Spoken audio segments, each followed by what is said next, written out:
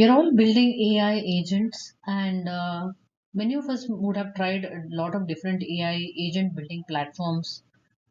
It could be LangChain, it could be Crew.ai, it could be Semantic Kernel, Autogen, etc. A lot of these AI agentic orchestration frameworks are there. Now, I could have built several such agents, and these agents could be, let's say, deployed on Azure or cloud platform provider for that matter.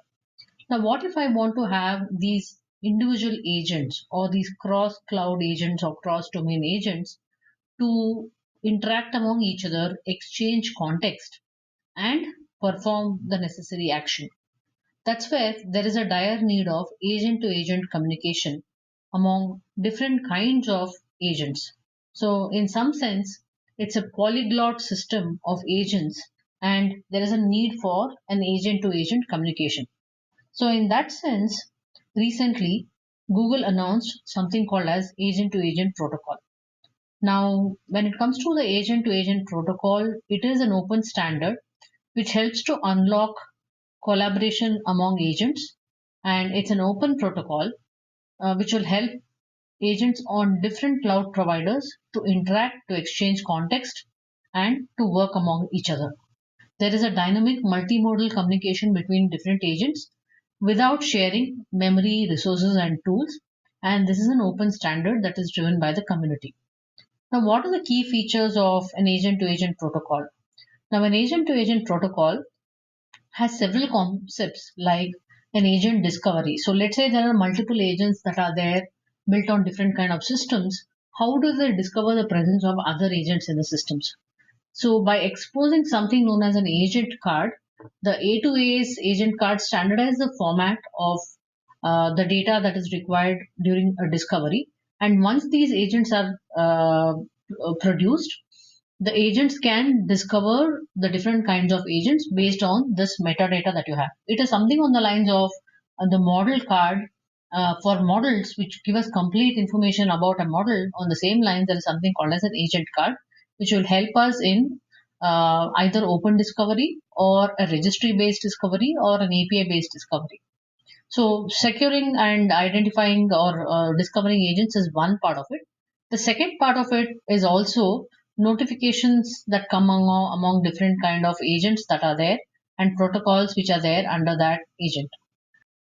So even in terms of enterprise readiness, a lot of features are provided in the A2A protocol, as you can see on the GitHub site, with respect to transport level security, server identity, client authentication, authorization, tracing, and observability, which is required for an agent to agent communication. So key features are agent discovery and enterprise readiness of this overall protocol. Now, how does this work, right? Or how does it compare and contrast when it comes to MCP as a protocol? Typically, MCP is, it is one of the other emerging standard protocols that are there, and this is used for interactions between an MCP client and your backend data sources or knowledge sources or tools that you want to bring into the MCP ecosystem. The standardization of using or invoking some of these tools need to be present, and hence MCP was brought into perspective.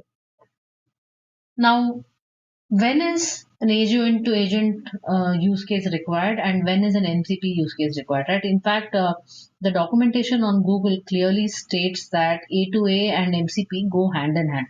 And let's see how that works, right? So let's say you have agent A here in this picture and agent B. Now the agent to agent communication is happening via the A2A protocol. And when agent A needs to contact its local data source or internet data sources or web API based data sources, all those data sources are exposed via MCP servers, which is accessed by the MCP client on the agent A. And similar thing goes for the MCP client on agent B, where it has MCP servers Y and Z here, which is connected to the backend sources, which fetches me that information in a standard manner which the agents can understand. So, if you look at the left to right traffic here, the ability to have a standardized nomenclature and collaboration between an agent and the tooling ecosystem is what an MCP provides. And the vertical collaboration that you see here between agent A and agent B is where the A2A protocol comes for the agents to work hand in hand and collaboratively exchange context. So this is the main difference between A2A and MCP. There's a lot more evolution that's happening in this space. It's not very concrete. The both the frameworks are still evolving, and there's a lot more action to be in place. More of an A2A interaction between a client and an agent here. I have my agent running here. This is an agent on Semantic Kernel. Recently, Semantic Kernel announced the capability of its integration with the A2A protocol. So the Semantic Kernel agent is created over here, and this semantic kernel agent, this is a use case where I'm looking at travel and currency exchange and a travel planner agent.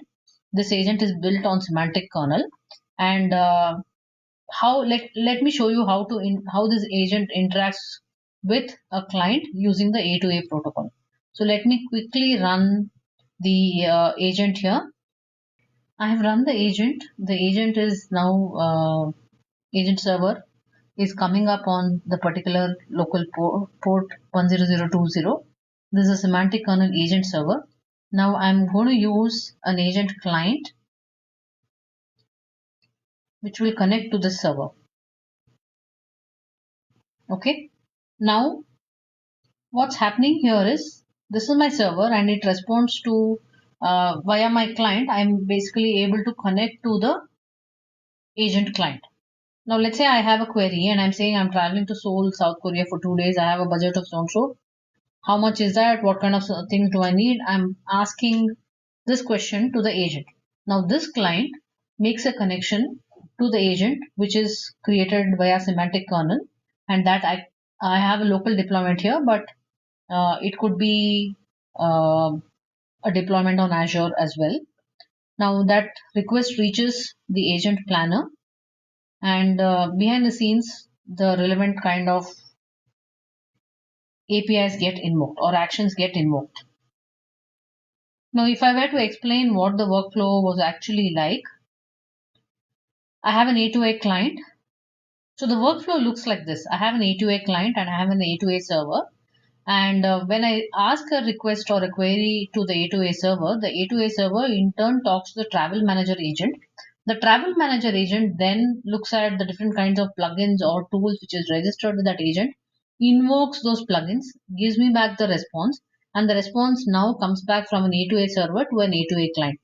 So you can imagine if my A2A client is part of another client or is part of another agentic application, and my A2A server is part of one agentic application, the two can now converse with each other with this protocol. And this is a standard protocol that works between agents. So let's come back and see the response. So it comes back with a response saying that there's an exchange rate of 1 USD to 145 KRW. Visit this historical site, experience a rich mix of traditional modern Korean culture, and so on and so forth. Right. So it has invoked the different plugins behind the scene, and it has come up with this particular response. And all of this is happening via the A2A protocol.